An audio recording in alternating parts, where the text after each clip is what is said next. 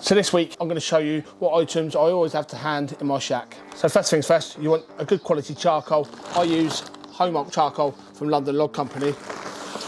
You want a good quality charcoal. You don't want any of those instant light nonsense that you buy from a petrol station, from a garage. Get yourself good quality charcoal, be it lump wood or good quality briquettes. Next up, you'll want something to light them. So I use these eco-friendly wood wall fire lighters. You pop one of these under the next item, the chimney starter, and it gets your charcoal going in about 10 minutes. Next up, chimney starter. Don't be without one of these. This stops you having to buy that instant light rubbish, having to use any accelerants to get your charcoal burning. You just pop one of those fire lighters under here, you have your charcoal in here, and within 10 minutes, 10-15 minutes, your charcoal is ready to go. A lighter. You're going to need something to light that fire lighter, so I always have to hand a lighter, or I like my nifty little flamethrower. Obviously, with fire, things get hot. You're going to want yourself some nice heat-proof gloves. These are welder's gloves. Get yourself a good set of heat-proof gloves, and they're going to save your fingers. Next up, I always have my charcoal grate to hand. So this is handy when you dump your coals in. You want to move them to one side or move them wherever. Handy little charcoal rake.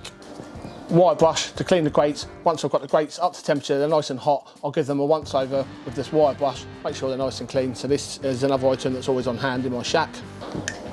This might not be something that you think would be in a barbecue shack, but I always have my standing knife to hand because it is fiddly trying to open those bags of charcoal, trying to do the little string trick where you pull the string and it all opens nice and neatly.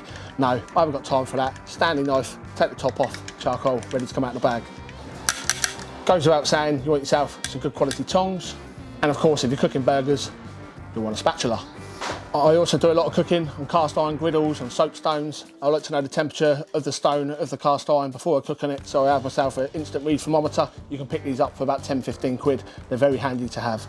Talking of temperature, I always, this is one of the first things I recommend, I always have my Thermometer to hand to take the temperature of your meat to make sure it's not underdone or overdone.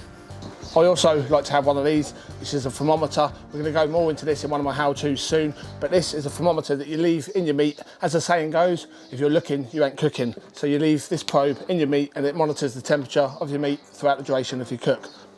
Lastly, one of the most important things to have when you're cooking outside, always have a cold beer. So that's my how-to for this week. A list of items that I always have to hand in the shack, some essential, some non-essential.